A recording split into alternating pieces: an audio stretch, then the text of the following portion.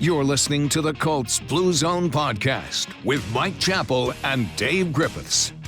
Inside the Fox 59 CBS 4 podcast studio, welcome to yet another Colts Blue Zone podcast alongside Joe Hopkins and Mike Chappell. I'm Dave Griffiths. We do appreciate you all for joining us as the offseason continues. We have a Super Bowl matchup set. I've told everyone I'll refrain from singing Fly, Eagles, Fly until we finish the show here, but it is cheap. Have you got an Eagles jersey on? No, not right now. I still have my Fox 59 CBS 4 shirt right now that you can go online and check that out and read Mike Chappell's work. Mike just trying to drop his own work there by referencing my outerwear, but nevertheless, it should be a great Super Bowl. Really looking forward to it. The Andy Reid Bowl, the Kelsey Brothers Bowl, definitely the two best teams before we really dive into everything else, guys, of the season this year. Both number one seeds.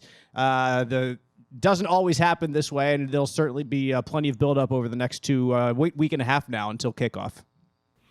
You know, you always love to see the best teams, and most of the time we don't get that. Was it like the number one seeds? Wasn't Tennessee the number one seed last year? Yep, I think so. And no one really thought, no, that was the case. But now if they want to have a three-fer and put Cincinnati in there and somehow have a three-way on the field, I could go for that. But when you got these two teams, that's what's cool.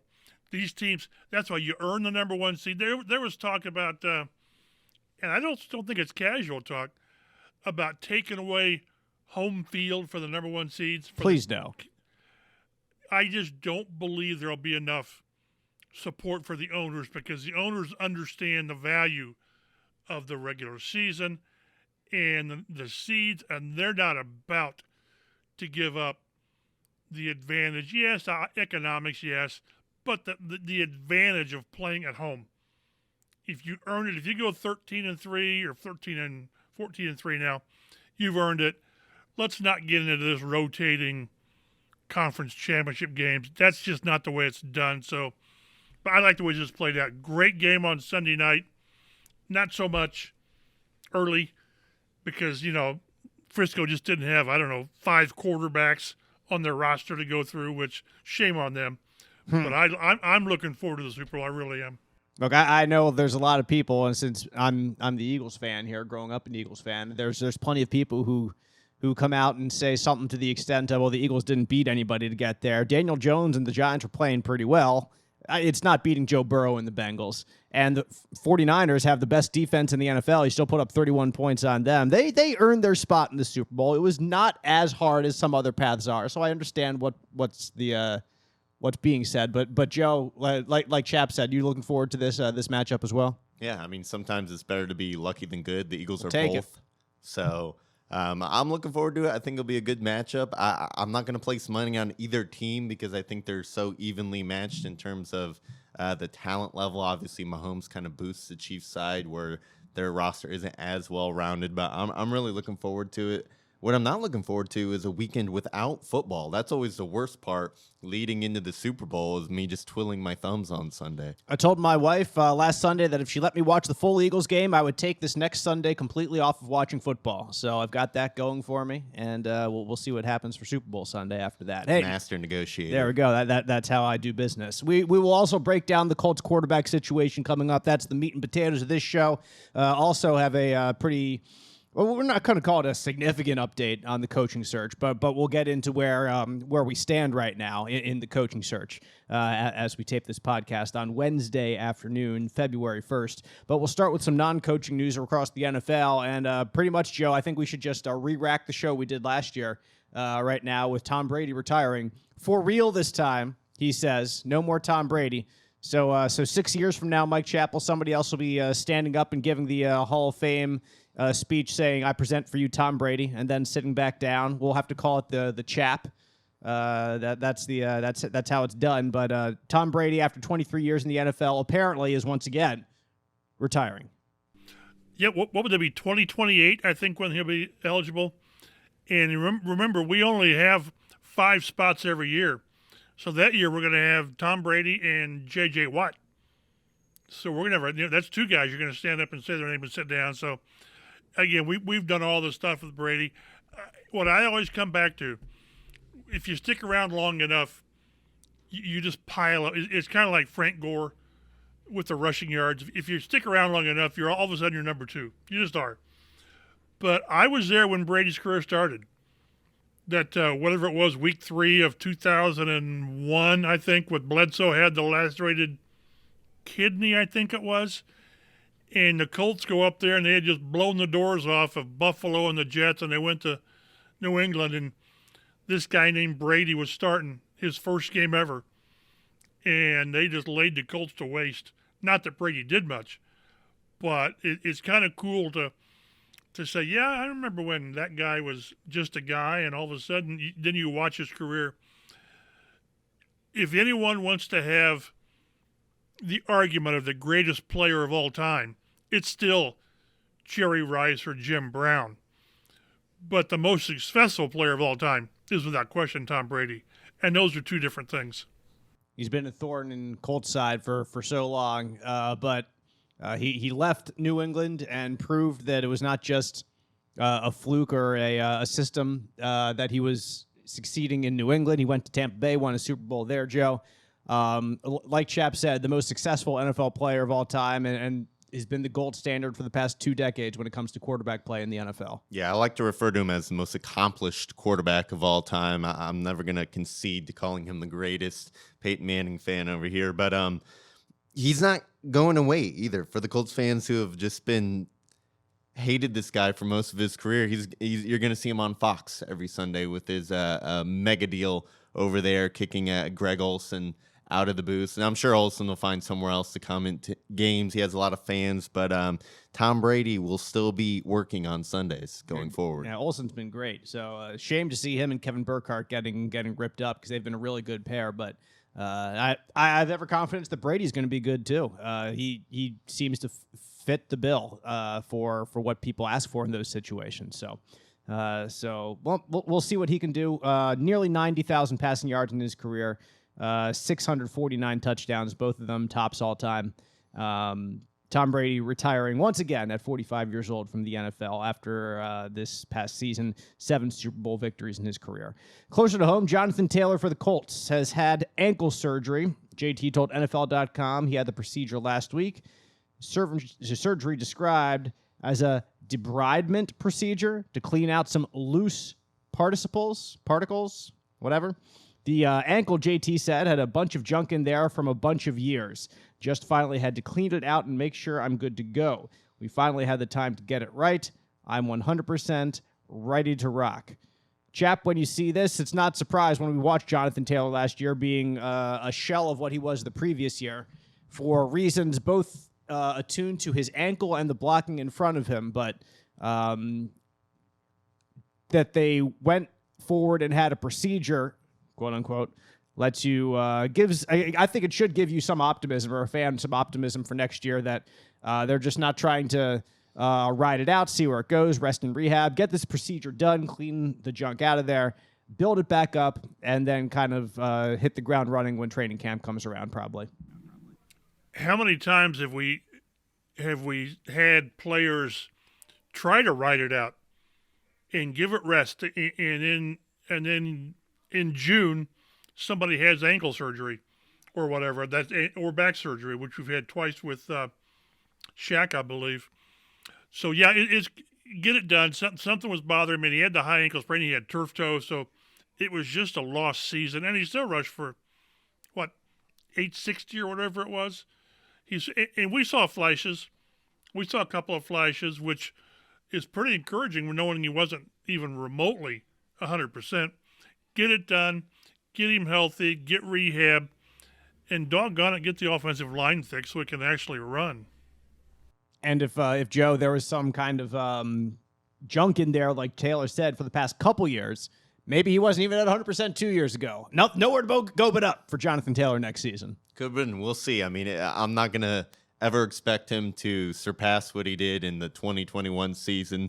That was just remarkable. But if we can get him back to that level or potentially even healthier, that'd be great going forward, and pair him with hopefully a young quarterback. You really don't want him to do what he did, I think, 2 years ago. You want a little bit more production from receivers, tight ends, quarterback, throwing them the ball, and then Taylor to be somewhere in the very, very good category as well, to maybe not the number one rusher in the NFL, because that lets you know that probably there's some other areas in your team, more dynamic areas, that aren't doing what they're supposed to do. Typically, that's not 100%, but that's, I think, a general rule, and I can say that without too much argument back and forth. But there's a salary cap increase next year in the NFL. The league's informed teams that the cap will be at a record $224.8 million next year, which is up $16 million from the 2022 cap at $208.2 million. So more salary cap space for the Colts to do nothing with, and next year come back and everyone wanting them to sign people. Right? That's what it is. It'll be nice space to maybe re-sign a Jonathan Taylor or Michael Exactly, Pittman to yeah, extensions, because that's one thing they do use their cap space on, is re-signing their own. Chris Ballard always harping on that. But yeah, I don't expect too much exterior players to be coming in, but it's always good news when you got more money to spend. Yeah, Chap, like Joe said, that first goes to Pittman and Taylor, and then everything else is after that right now. Yeah, they're roughly, and keep in mind, the numbers are roughly right now, but they're roughly $13 million under the cap, and this is from over the cap, and that doesn't include your draft picks, so they've got effectively $5 million in cap space, which isn't a whole lot. Some teams, a lot of teams are over the cap, projected cap, but you're gonna do stuff. You're gonna get rid of Matt Ryan. We'll get into this, but Matt Ryan's going to clear up $17 million. You know, Nick Foles, I haven't got his numbers right in front of me, but then they've got 4 or 5 players that if they have the desire, they can juggle, rearrange, restructure contracts. Guys, you know, Buckner, Ryan Kelly, people like that. Maybe Q. I don't think Q's contract is quite there yet. Braden Smith. So you guys can make the salary cap sing. They can actually make it sing if they want to. So just always keep in mind, whenever we mention the salary cap, it's just kind of where it is. If a team wants to do something, it will do it. Anyone who has watched what the New Orleans Saints did during Drew Brees' career, you can make that cap do anything. Yeah, yes, if you got a boatload, you can do more.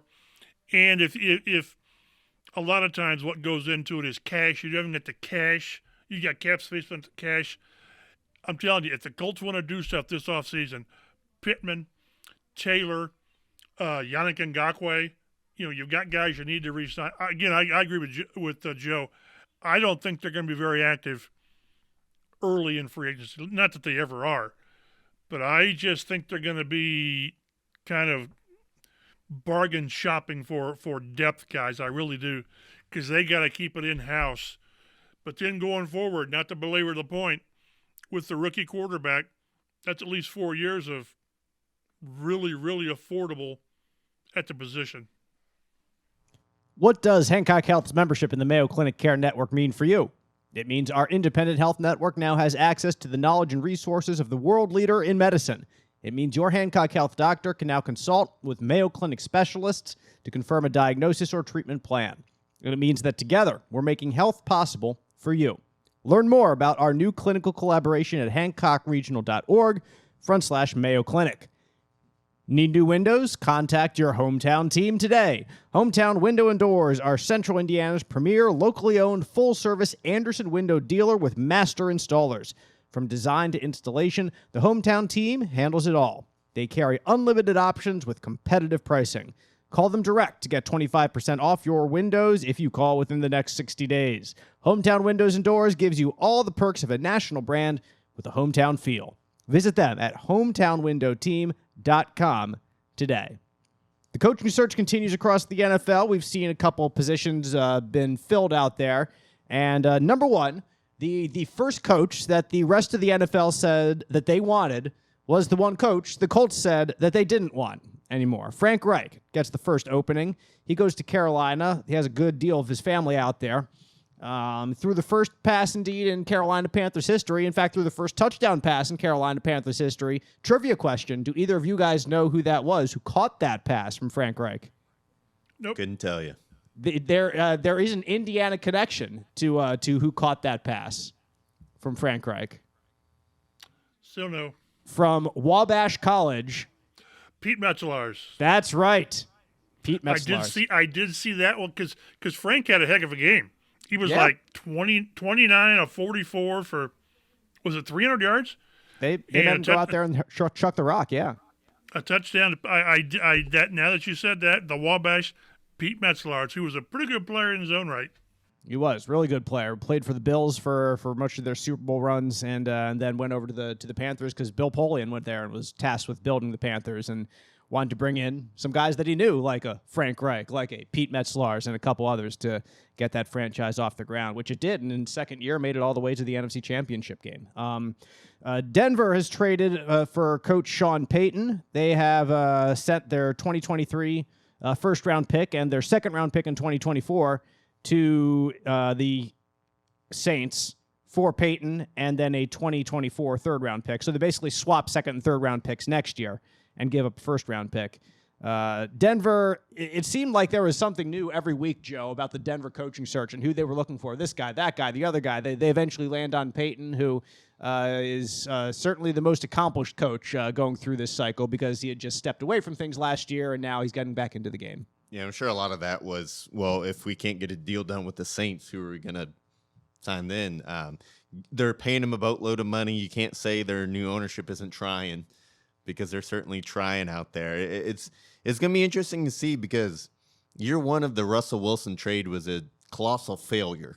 And so they're kind of just doubling down now and bringing in Peyton. And if this doesn't work as well, they've spent a ton of money and resources sunken into this, and if it doesn't work out, their franchise is going to be in the gutter for the next 5 to 10 years. I mean, Chap, there's so little they can do in this situation other than to try to make this work, because they gave away their first-round pick this year. That's gone. You can't just completely rebuild so quickly. As much as you say you can do whatever you can with the salary cap, like making it work through free agency to bring in the right pieces would be exceptionally difficult for them when their other players have other options to go to. So like I said, if this is them doubling down and trying to make Russell Wilson work, well, Sean Payton had a whole lot of success with a smaller than average quarterback with a less than average arm down in New Orleans for years. So maybe he's the best coach, certainly probably the best coach in this cycle, to see if there's any remotely possibility that Russell Wilson can work in Denver. Yeah, because again, it's with the cap, you can do a lot of things with it, but when you got so much sunk in the quarterback position that I've not looked at it in depth, but it's guaranteed, and they're locked into Russell Wilson for probably 3 years, 4 years, more. So it was really strange watching him play this year, even against the Colts, where you're thinking, who is this guy? He didn't show much good decision-making. He threw that one Hail Mary fair catch. Was it Rodney Thomas? It was Rodney Thomas, his first pick as a pro, yeah. And it was just really strange the way he played it. And this is with Nathaniel Hackett, who's supposedly an offensive genius, because you thought that was going to work. But, yeah, if it doesn't work now, and I think you'll know right away. So they're banking on a lot. The one thing with the salary cap, you can pay your coach whatever you want, and it doesn't impact your cap. But it was fun kind of interesting watching the Broncos, because I thought I read that before they signed Peyton, that they had a meeting with Jim Harbaugh like 4 or 5 days before that, after Harbaugh made his announcement that I'm staying at Michigan. Well, if you're staying at Michigan, why are you meeting with these guys?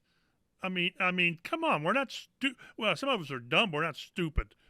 So but hey, it either works or doesn't, and you're right. If this doesn't work, they're going to be a bottom feeder for, 5 years, 10 years, because once you finally decide that it doesn't work, it takes you that long to kind of rebuild with what you're going to have. D'Amico Ryans has accepted the Houston Texans head coaching job. Spent a couple years there with the franchise as a linebacker. Was in the Pro Bowl twice. Ryans has made the 49ers arguably the best defense overall in the NFL the past 2 seasons, or maybe even beyond that. I don't even know exactly how long he's been there, but I know for the past 2 seasons, it has been just 2. They've been really stinking good those 2 years.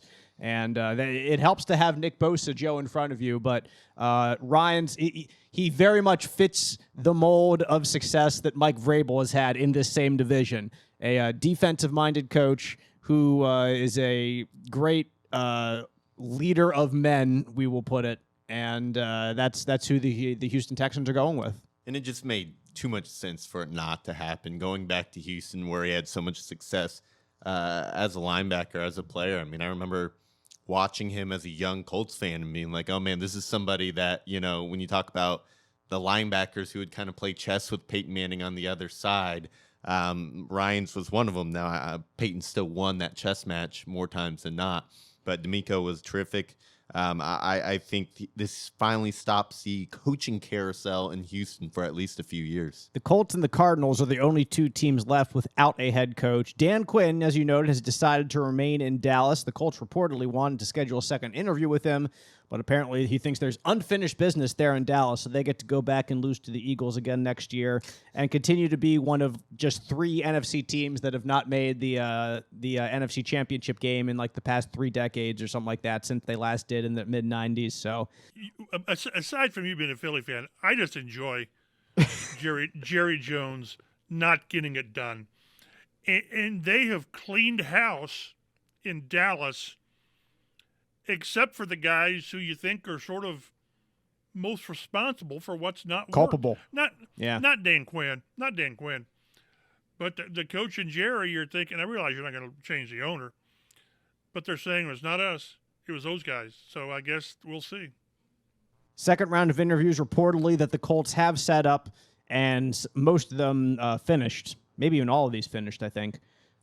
Jeff Saturday, Raheem Morris, DeJaro Evero, Wink Martindale, Rich Bisaccia, Shane Steichen, Brian Callahan. And ESPN's Adam Schefter also says Eric Bieniemy, the offensive coordinator for the Chiefs, quote, remains under consideration, end quote. Chap, do we expect a decision for this anytime soon, or are we going to wait until after the Super Bowl, do you think? Well, I think common sense says if we wait till after the Super Bowl, it's the Philly guy. I mean, but if it's Callahan or Morris or someone, then you can talk to everybody and get it done next week. Not that teams listen all the time. I'm guessing that the closer we get to the Super Bowl, the league would prefer teams not make news. Like don't hire a coach on Thursday before the Super Bowl because, we got a game. That's not necessarily what the Colts would do. I'm guessing I keep thinking it's going to be Steichen. I got to get used to, as long as I can spell it. Is it Steichen? Steichen. I like Steichen or Callahan. You and I went back and forth on, to some degree. Now, I do know the team likes the idea of a coach having learned from his first job, and you basically say if you mess up once, you don't get a second chance. I understand that.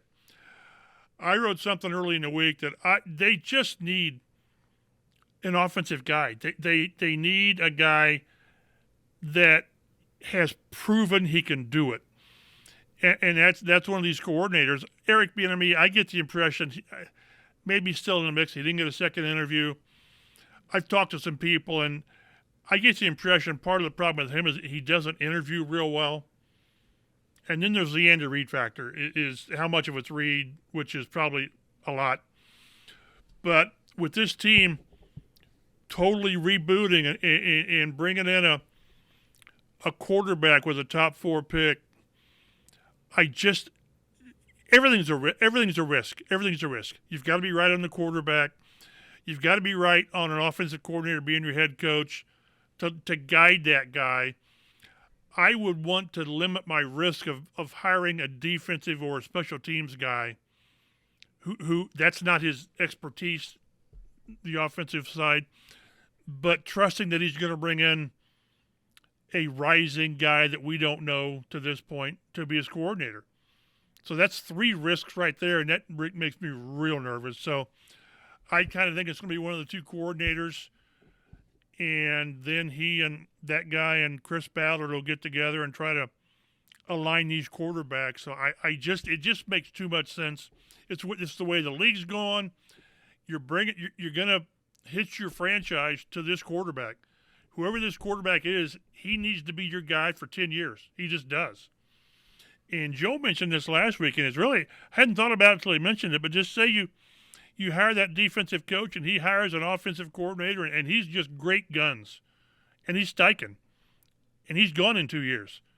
So then you've got problems. So get the offensive guy and let's just do it so we can quit waiting, trying to come up with new ways to write things or whatever. So just get it done and make that be the first domino to fall, and then we can move ahead. Mike Chappell says, get it done. And there's a lot of people who are right there, right behind you, who would be right outside of West 56th Street just holding up sign. Get it done right now. Let's do it. And I think, Joe, there's no better reason to hire an offensive guy, like Chap was saying. In the last 4 years, I saw this stat that all 8 of the conference championship game coaches of the last 4 years have had offensive backgrounds. And of the divisional round coaches in the playoffs, it's something like 12 or 13 of the 16 coaches who have coached in the divisional round of the last 4 years have had offensive backgrounds. Like that's what is successful right now in the NFL. There's a couple others like Sean McDermott in Buffalo that have been 2 of those divisional round entries, but at the same time, Mike Vrabel. Mike Vrabel's another one. But by and large, it's those offensive guys that are having success in the postseason, and isn't that what you want to have if you are hiring a head coach right now? Yeah, oversimplifying it, but you win the game by scoring points. Defense is great, but how many times do we say great offense beats great defense? And I just feel like it's easier to replace the scheme on defense than it is to completely overhaul your offense. So, yeah, I'm right with Mike. I like Steichen or Callahan as my top 2 guys, especially now that Ryans is out. The longer we go, how do you guys feel about this? The longer we go, do you think the sense is it's not going to be Jeff Saturday? Because no, I don't think that. I think even if the longer it goes, it could still be Saturday because Chris Ballard is doing everything he can to try to convince a certain someone that he shouldn't take Jeff Saturday, and he's like, let's put it off for another day or two. We'll try to make this happen. Like so I don't think I can read into it like that. Chap, do you want to disagree with me? Do you want to agree with me? Do you want to be like, whatever? I try to make sense of it, and then what I try to come back to is common sense says it won't be Jeff Saturday, and common sense may not. If it is Jeff Saturday, it won't be common sense. I think what with Chris Ballard, what he's done is some people have made a joke. Well, you interviewed 13 people, and now there's 7 in the second, but he's just being thorough. You know, you get no prizes for being first. You're just not. You got to get it right. And I think a byproduct of what he's done is he's showing the owner, look at our possibilities. Look at what these guys bring. Look at what they've done. And he will have done all he can possibly do to say it shouldn't be Jeff Saturday. And we may have talked about this, or it may have been when I was talking on radio, but it's totally unfair to Jeff Saturday, this process. It just is. He's in the middle of this. Now, he accepted the interim job back in November, so, I mean, he knew what he was getting into. But for crying out loud, there's a petition to not name Jeff Saturday. I mean, a petition. Now, I've seen petitions to get guys fired, but I just think it's over the top. I think he deserves better treatment, I guess, if that's the right word. Nothing's fair in pro sports, so I won't go there, but I hate to see this piling on. I just want it to be who's the best candidate. And if I'm ranking these 7 guys, he's number 7. He just is. And it's got nothing to I shouldn't say. It's got a lot to do with the way the season unfolded with them, but although it wouldn't have mattered who you put in there, although they probably would have been in the playoffs if Frank Reich was the coach. I really believe there's a good chance they win the South if they don't fire Frank. But I just don't see how they can logically, with common sense, look at these resumes, and then we've got a press conference naming Jeff Saturday head coach. I just don't see how they do it. Well, let's get into quarterbacks now. That's about all we can do on the coaching situation as we sit. So we'll, of course, get back into it next week. And maybe we'll have some more concrete news for you at that time. It'll drop like right after we finish Oh recording. yeah, I know exactly. It'll be done. And today at 5:00. So Wednesday, February 1st, 5:00. Right as Joe's about to hit send and get it online, and boom, there it is. Yeah. So lucky us. But quarterback will not be determined by then. So this next section will certainly be relevant discussion. The Colts have 3 quarterbacks currently on their roster, and technically all 3 are signed through next season. So let's just stick with it. Let's run it back. Let's go and see what happens. No, that's not what it's going to be next year. Because you're trying to get Caleb Williams from USC or something like that. Yeah, right. You're going all in for the Heisman Trophy winner. Let me give you the collective numbers that everyone needs to keep in mind from 2022. Quarterback rating of 79.2. Yards per attempt, 6.4. The receivers averaged 9.7. And the quarterbacks were a -3 in touchdowns, interceptions. 17 and 20. You know when the last time they had a minus? I do not, Chap. 1998 with a guy named Peyton Manning. Ah. They were a -2, and this is the worst ratio since 1993. So they really did some bad things this year. I was gonna say, so you're saying it's gonna get better next year, like it did with Manning, right? So just stick with it, give it time. Oh yeah, I did not say that. Matt Ryan turns 38 years old in May. He started 12 games this year. 67% completion percentage was pretty good. Well, we'll take 67% completion percentage, but not a whole lot of his other numbers, including 15 fumbles, which was a career high. 5 of them he lost, the second most of his career. Had 13 interceptions as well. He only has 1 year left on his contract. It's $35 million as it stands. $18 million of that is basically guaranteed. That will be dead money on the Colts next year if they cut him. But if they do cut him, release him, they get $17 million in savings. So do you really want to bring Matt Ryan back? Is there any conceivable path, Chap, for the Colts to bring Matt Ryan back next year and be a guy that they kind of bridge over until a young quarterback is ready, or does it have to be somebody else? Somebody else. They can't. They can't for a lot of reasons, including the money. I mean, that's a lot.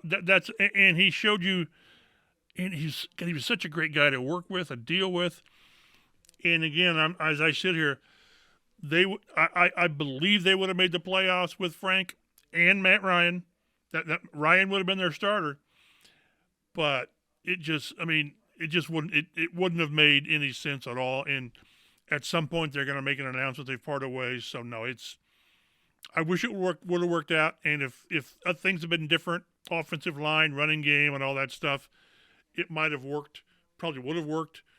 But no, the quarterback carousel by veterans ends now.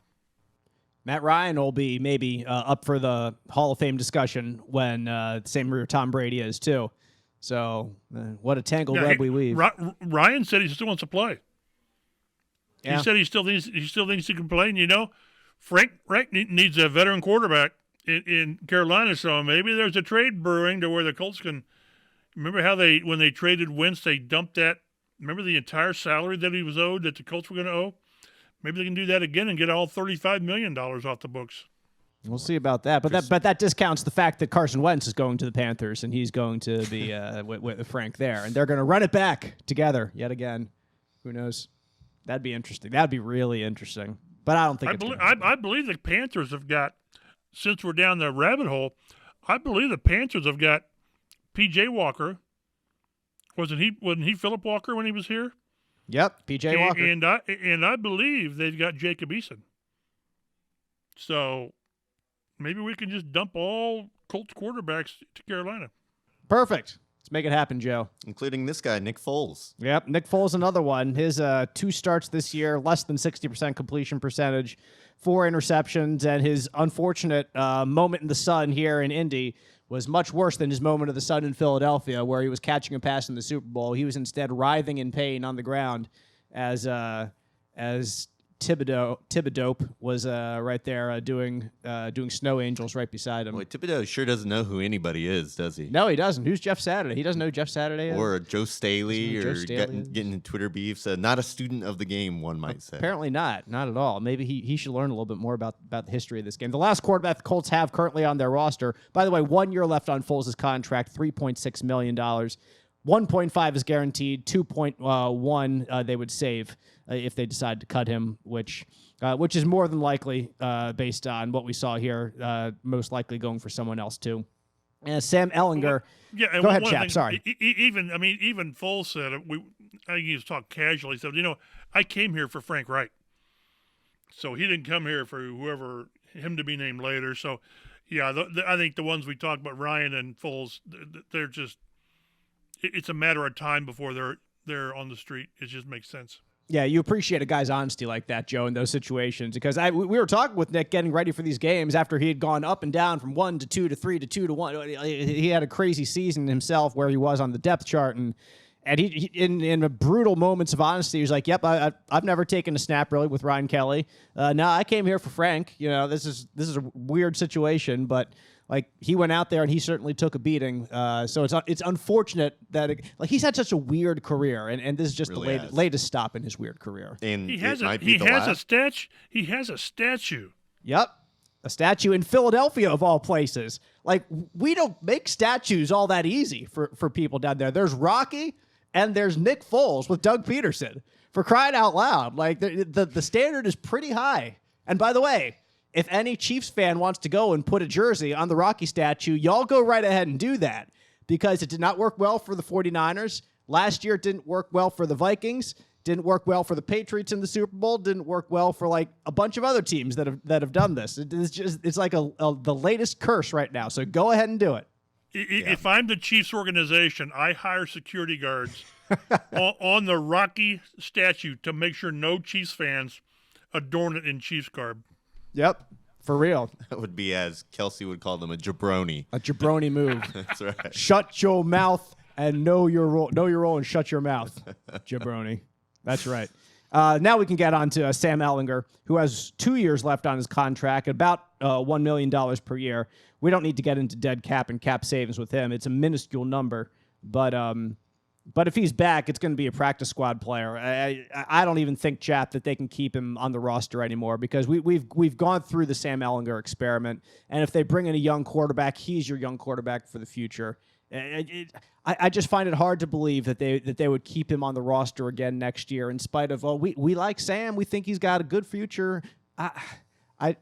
I just don't see him being a long-term part of this franchise after this past season and where the team is right now. The only way he's back is if you believe he's part of your future as the long-term backup.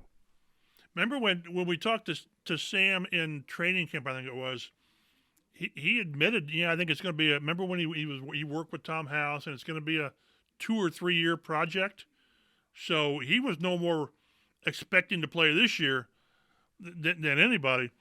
But have they seen enough to say, this guy, great teammate and all this, but we think he's shown enough that he can be that backup guy.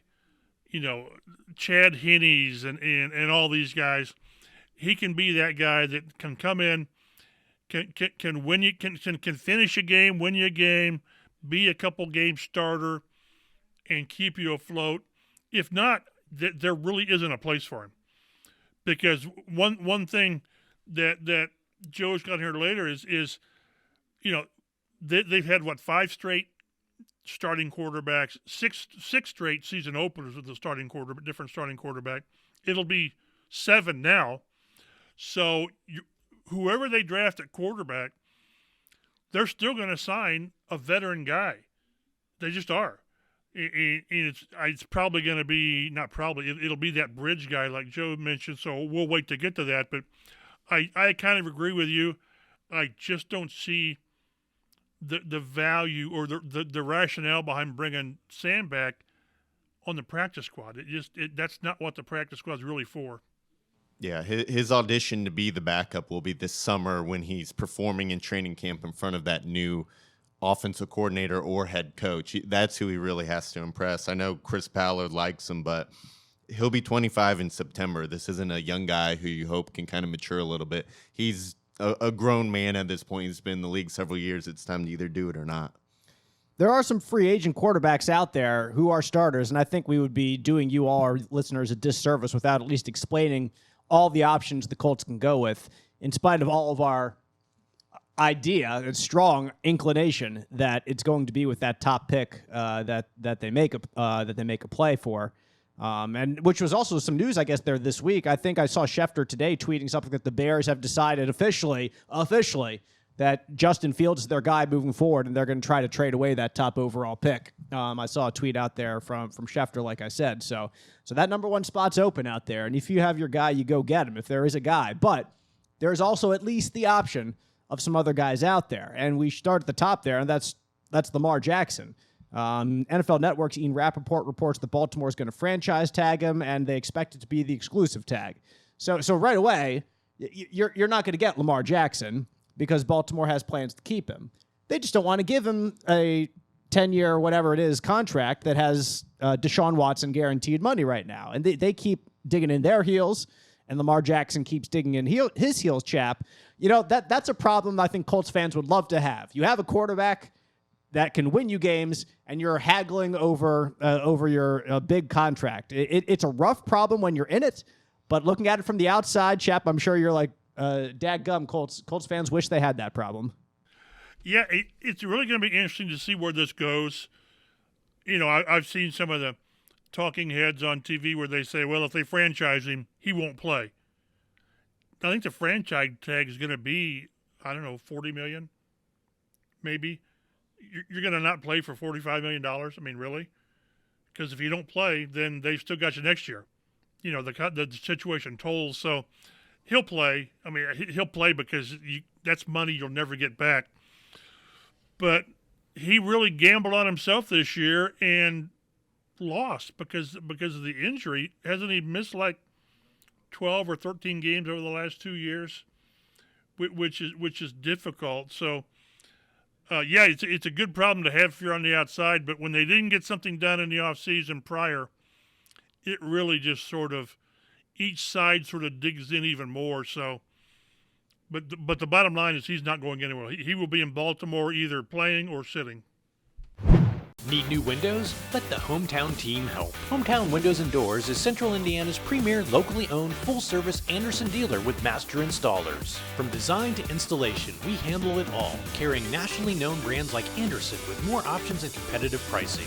Call us direct and get 25% off your windows if you buy within the next 60 days. Please contact your Hometown team today. We are Central Indiana's premier locally owned full-service Anderson dealer. National brand, hometown feel. The story of Hancock Health is all about you and everything you need to live your healthiest life. Like Hancock Regional, one of the nation's safest hospitals, and an independent health network with over 70 doctors at more than 30 locations around East Central Indiana. We're growing and evolving to help further your story. And we're just getting started. See all the ways Hancock Health and you can work together to make health possible at hancockhealth.org. Daniel Jones of the New York Giants is going to be a free agent. The Giants did not pick up his fifth-year option. Bet they wish they did. I bet they wish they did right now, darn right, because I understand completely why they didn't, because he hadn't done enough to prove that he deserved it, to be perfectly honest. Then Brian Daboll comes in, quarterback whisperer, and turns Daniel Jones into a really good quarterback there, a very consistent quarterback, guy who can beat you with his arm and his legs, and can really still stand to upgrade the weapons they have around him there in New York and give him even fewer excuses to be a solid to very good player. So I doubt the Giants let him go. Exactly. I think they franchise tag him or find a way to sign him to a contract. So I'm not sure how much he's on the table, but he's definitely worth bringing up. I completely agree. They've also got Saquon Barkley. They've got two guys they've got to deal with. One of them gets a deal, one of them gets a tag. I guess it makes more sense to tag the running back. Is it better to tag a running back cheaper or sign him to a more affordable contract? I don't know, but neither one will be on the market. So, yeah, Daniel Jones, I still want to see more from him. I do. Because as much as he played well this year, the previous 3 years weren't that. So, but he won't be on the market. Yeah, you want to see some consistency from year to year with him instead of just from game to game. Absolutely. I agree. He will be staying there in New York. Geno Smith, possibility, and depends on what Seattle wants to do in the draft. Because they got that pick from Denver way up there. So they have an opportunity to make some noise in the draft if they see a quarterback that they love. Geno Smith's 32. He completed nearly 70% of his passes last year, a career resurgence for the former West Virginia Mountaineer. More than 4,000 passing yards, 30 passing touchdowns to just 11 interceptions. Also had 366 rushing yards and 1 rushing score. Had a pretty good season stats-wise. Seattle has some fairly good weapons there in DK Metcalf, in Tyler Lockett. Has steadily, consistently had an offensive line that has needed work under Russell Wilson. That didn't just get fixed in 1 year. But Geno Smith came, and he was a legitimate NFL starting quarterback, inarguably, there for the Seahawks. So it depends. Probably, I think, if he wants to go back, or if they want him back, he'll probably sign there if they can come to a good deal, because it worked well for him. I'd imagine hasn't worked that well anywhere else. Exactly. So I get similar feelings about Geno as they do Daniel Jones. Maybe they franchise him. Maybe they're able to re-sign him. But kind of, I want to see it again from Seattle. Show me you can do it 2 years in a row. I think they would take that production again next year if you can give it to them. Probably so.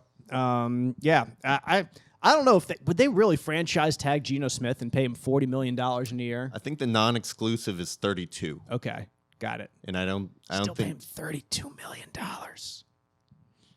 Maybe they do. Like, quarterbacks are getting more expensive now. Supply and demand.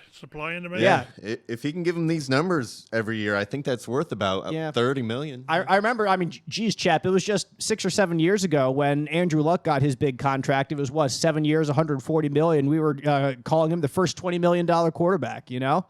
And now there are $40 million and $50 million quarterbacks. It's jumped like that because of the premium of the position. And because of the salary cap continuing to shoot up, the NFL being as successful as it is. So maybe I just need to get it out of my head that Geno Smith can make $30 million and really not have to bat an eye at that. Well, let's see what Joe Burrow gets. Is it this offseason that he's eligible? He's to get eligible that now, contract? yeah. I mean, don't all these guys just take Deshaun Watson's contract in and says, here you go. This is what I want. And I can see a quarterback not budging much from that. It'll all come down to guaranteed money on all these guys. That's probably why the Lamar Jackson thing didn't get done in the offseason, is the guaranteed money. But that's what's so important about the Colts getting their guy and being right. Because, again, for 5 years, until you have to give him the extension, he's extremely affordable. Browns really ruined it for everybody. They did. Thanks, they Browns. Do. It's that stupid elf that got in the middle of the field, and they deserve everything they get because of that stupid elf. Jimmy Garoppolo, also another possible starting quarterback as a free agent. 31 years old, a smile and batting eyes to die for. 67 point. Did I say that out loud? 67.6 completion percentage in his career. 87 touchdown passes to just 42 interceptions. Had a career high in passing yards in 2019, a couple years ago. But has certainly had injuries as well. He's missed 31 regular season games since 2018, Chap. He's been successful when they're on the field. San Francisco has been to a couple different, has been to the Super Bowl. No, that was with Colin Kaepernick. Has been to NFC Championship games with him. And I think they went Chiefs, did they right? Went to 2? Yeah. Garoppolo was it Garoppolo against the Chiefs? Yeah, he was. Yeah. Yeah, he was. See, I should have stuck with it. Stuck with my gut. Then I didn't remember it. So yeah, he didn't do much that game. Exactly. That's probably why. Unfortunately, I didn't remember it. But Garoppolo is a guy, Chap, who I don't know if he's as much. He's a tease. Yeah, he is a tease. I don't even know if he's as much a bridge to a young quarterback, because you're going to be starter for 1 year, and then the other guy's going to take over. There's got to be a team out there somewhere, like a Seattle. Like, that's just an example that using that Jets, thinks maybe. they're the Jets that think that they're better with, and they don't have a shot at getting one of these quarterbacks in the draft, and think they're in a better spot to compete next year if they have the right quarterback. So I think again that's not as likely a scenario for the Colts given where they are in the draft. Tennessee, a team there's like another that. It's funny, before we saw Brock Purdy blow up his elbow, and there was talk of, well, Brady's going to go to Frisco for a year. I thought, I wonder if Chris Ballard would consider trading for Trey Lance instead of going with the draft. But because who knows what Trey Lance is? Who knows? Yeah, I actually removed Lance from the possible trade targets because Purdy's injury. That kind of takes away the abundance of wealth that San Francisco had at their position. I think I saw a report that he is going to need Tommy John surgery, so that definitely extends his recovery time. Yep.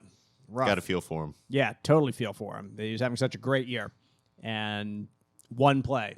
And you see it all the time in the NFL. The defender just coming in, knocking the arm, but just it twisted in the wrong way. And very unfortunate for him and for the franchise for moving forward.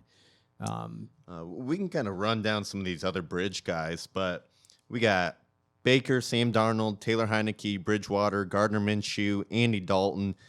I doubt Brissett's coming back, but he's a free agent. Cooper Rush from Dallas, Mike White from the Jets, Tyler Huntley, Pro Bowler Tyler Huntley. Sakes alive. From Baltimore. If you ever needed a reason to cancel the Pro Bowl, yeah, that's it. Carson Wentz would have been a Pro Bowler this year in Indy. Just mark my words. and everyone would have hated it. Absolutely hated it. Go ahead, Joe. Sorry. Does any of these bridge/backup guys stand out to you? I'll tell you who stand out to me. Taylor Heineke. I think it's going to be one of these guys. I really think it's going to be one of these guys that you just listed here. If they hire somebody to be that guy to kind of move it along from Heineke one. showed you can win with them. 24 starts the last couple years, so he's got some experience. 34 total touchdowns, 21 picks. He's just a rock solid guy, but he's not going to be in any way a threat to the rookie that you bring in.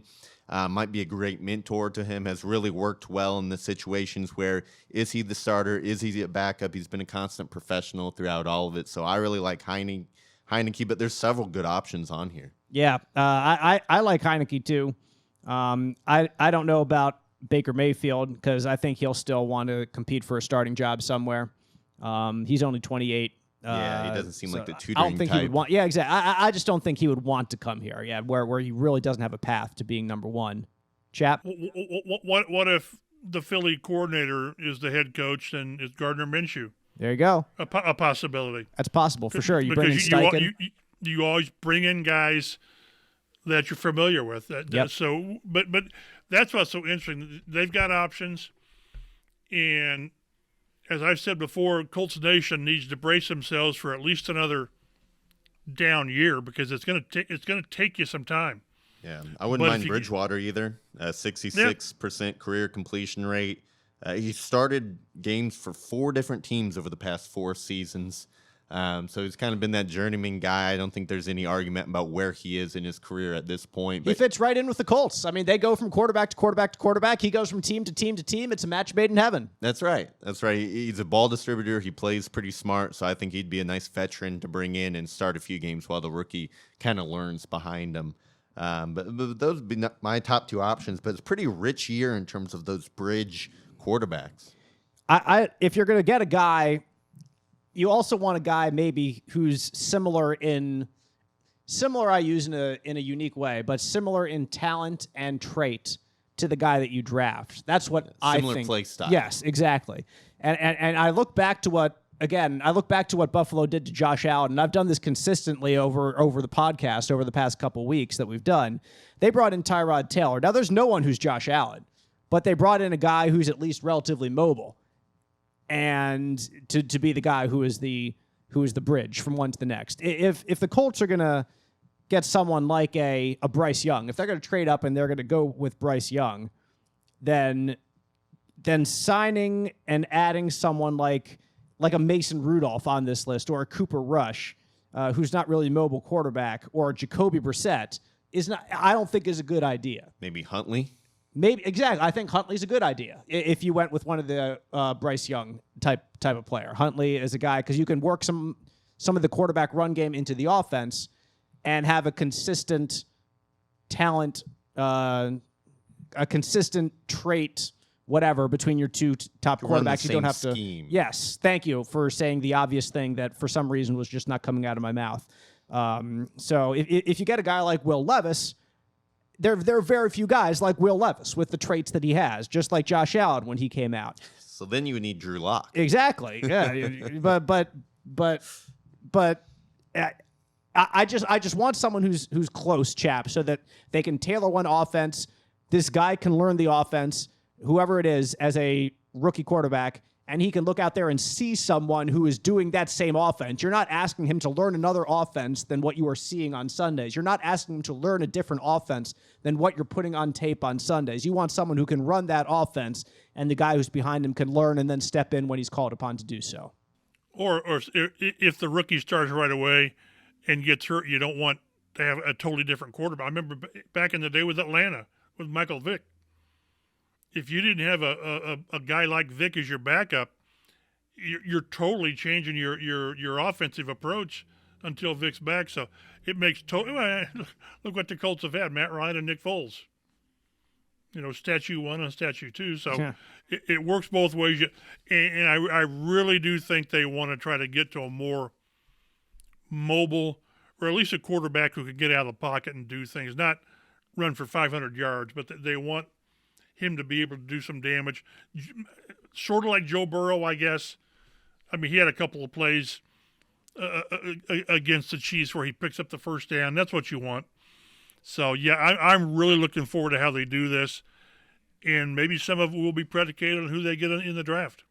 Very much so. And you could trade for someone. You could trade for a Lamar Jackson if you really want to give him all that money guaranteed.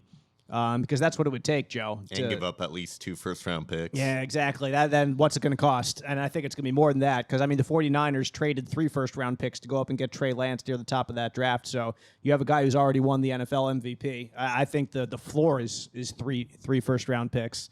And then you can work in different players and all-pros or Pro Bowlers, whatever, after that. You have Aaron Rodgers who wants to come back for another year, and Green Bay says they will only trade him to an AFC team. So there you go. Aaron Rodgers, Indianapolis. He loves Pat McAfee's show, so he's coming right here. He's going to be able to go in studio every week. I'm so worried about him going to Tennessee. Oh, really? Yeah, I really am. I think Tennessee's going to move on from Tannehill this offseason, and I think Rodgers is a guy they might target. It'd be interesting. There's always so many interesting things that go on in the NFL offseason. That could be one of them. He's 39 years old. He has 4 years left, an average of $45 million per year. So whoever wants to trade for him, yikes. That's it's a hefty price tag to take on. But he's been a really good quarterback over the years, too. So if you want to trade for somebody with talent like that, that's someone you want to trade for. Jordan Love, also perhaps a trade bait out there, especially if Rodgers goes back to Green Bay. A first-round pick in 2020. Jordan Love has had very limited experience on the field because Aaron Rodgers keeps playing. And that has been so far a first-round pick that has not yielded too many dividends for the Green Bay Packers. So you got Jordan Love there. I don't think there's much to talk about with Jordan Love because we don't know too much about Jordan Love, to be perfectly honest. Derek Carr turns 32 years old in March. Pro Bowler Derek Carr, who's hilarious. He's like maybe one of the last couple years got lost in the mail, and he finally got it. He said something to that extent, which I thought was funny. He recognizes that this got benched and then makes the Pro Bowl. Exactly. He's got 3 years left of his contract, worth about $40 million per season.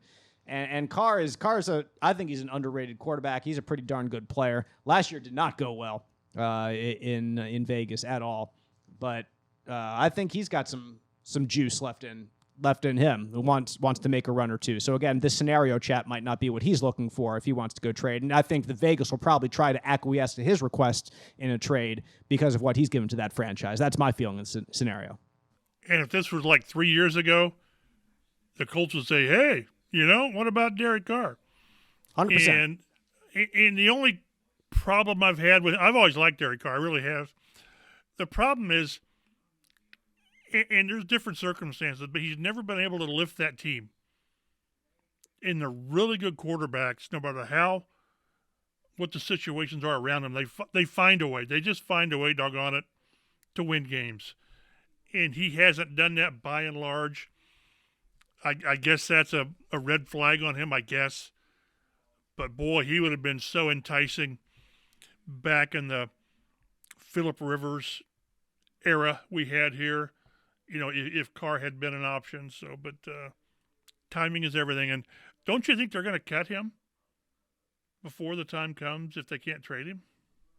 What do you think, Joe? You have any thoughts on that? If they can't trade him, yeah, I think they will cut him. I think they're moving on from Derek Carr this year, but I think they'll do everything they can to try and get something for him, work out a trade, even if it's for a 4th-round pick or whatever.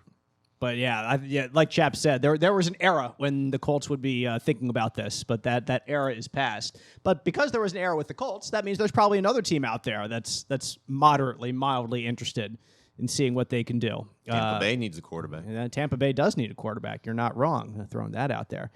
Zach Wilson of the New York Jets, 2nd overall pick in 2021.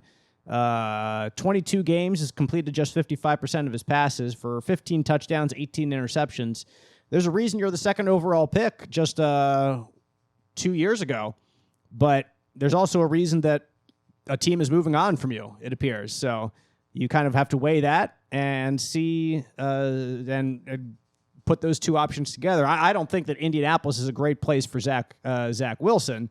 You want to go somewhere to kind of, if you're him, probably sit in the background for a bit, to be perfectly honest, and kind of get away from the spotlight that has not been kind to you in New York for whatever reason. But I doubt he comes here. Marcus Mariota, 29 years old, has 1 year left on his contract with the Falcons for $14.5 million.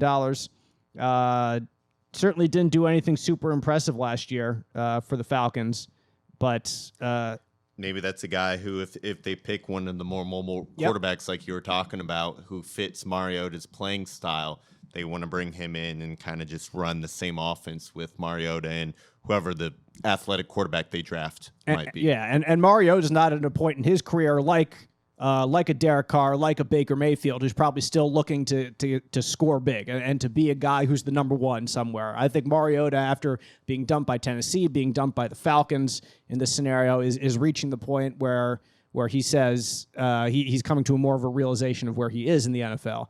And speaking of getting dumped by multiple teams, you have Carson Wentz listed here as the last player in this deal. So, and Joe has a big LOL right beneath Carson Wentz. If he came back here to Indianapolis, I would eat my shorts, and Jim Irsay wouldn't have it anyway. So that's there's a 0% possibility in that. And plus the fact that he's going with Frank, and they're going to reunite in Carolina, and they're going to take the NFC South rather by storm. So there you go. Those are all the trade possibilities right there that Joe had listed out for us as we looked at other quarterbacks around the NFL. But when it comes to the Colts, everyone here is on the same page that it's got to be one of these rookies. It's got to be Bryce Young of Alabama, C.J. Stroud of Ohio State, Will Levis of Kentucky. And then you throw in there Joe Anthony Richardson of Florida, Tanner McKee of Stanford, who are all the projected first-round picks or tweener first, second-round picks. Hendon Hooker is also at the Senior Bowl right now talking to a bunch of teams, and he had a heck of a season going before his leg injury ended it at Tennessee. So one of those guys is the long-term guy. But again, Chap, it would be malpractice not to have someone as a backup plan. I know we've said that with the Colts before. We said that with Carson Wentz 2 years ago. It's malpractice to not have anyone with experience behind him. And we saw in just week 2 of the season when he got injured and was on 0 good ankles down in Tennessee, We said last year that it could be malpractice, that they don't have a good backup plan at left tackle, and we saw the fruits of those decisions. We're saying once again it could be malpractice to go into a season without a good, solid backup quarterback if you're going to ride the waves of a rookie. But nevertheless, we enter the season with one of those discussions likely again, as it's more than likely that one of these guys that we just listed here as a rookie will be wearing the horseshoe on his helmet next season. The question we'll need to decide and answer, as the Colts will have to, is will they feel comfortable sitting up 4, believing they'll get their guy, or do they have to go up to 1 to get him? I think it's awful risky to stay at 4 and say, now if you've got all 3 of these guys ranked the same and you're not really all that over the top on any of them, I guess you stay at 4, but you can stay at 4 and they could all be gone with the way teams need quarterbacks. So you could be waiting for your guy, whichever guy, Levis, whomever, at 4 and him gone, because teams will move up. Teams will move up. So to me, if they really, really like one of these guys and they kind of like another guy, with so much on the line, meaning, your next 10 years, you've got to move up to 1 to get it, because you've got to limit. Like I said, everything's risky, coaches, coordinators, the quarterback, but what you've got to do is eliminate as many risks as possible, and the way you do that is you move up almost with whatever it takes. What have we seen? Flip ones, give up a 2 or 3 this year, and next year's 1. Yes, and that may not be enough. But it's steep. If you believe that's the guy, you do sort of whatever it takes to get him. So I think they have to move up to 1 to get their guy, whoever that is. Yeah, Joe, Chris Ballard has said over the past couple years, y'all would celebrate if y'all took a quarterback out there and he'd be the savior of the Colts, but then you'd run me out of town with him when it didn't work. That's what he said. But if you're in his scenario where he is now, now is the time. So if you're going to go down with the quarterback who doesn't work, go down with the guy that you want. Go down with the guy that you want. Don't go down with the guy that falls to you. Go down with the guy that you want out there, right? Yeah, and I hope he takes that approach. He's been very much, and he's earned this label as kind of a bargain shopper through free agency, always trading back in the draft. There's been times he's been aggressive, DeForest Buckner trade and other things like that. But I think now's the time for Ballard to really take a swing, because if it doesn't work out, he's going to be fired in 2 or 3 years anyway. So, like you said, you might as well go after the guy that you want. That's your best chance at keeping your current GM job. We do appreciate you listening to this Colts Blue Zone podcast. Follow us on Twitter at Colts Blue Zone for when in 2 hours the Colts decide who their head coach is going to be and make half of this podcast completely irrelevant. You can follow me at DaveG_sports. Mike Chappell is at MChappell51. And, of course, you can read all his work online, fox59.com and CBS4Indy.com as well. Take care, and we'll see you next week on the Colts Blue Zone podcast.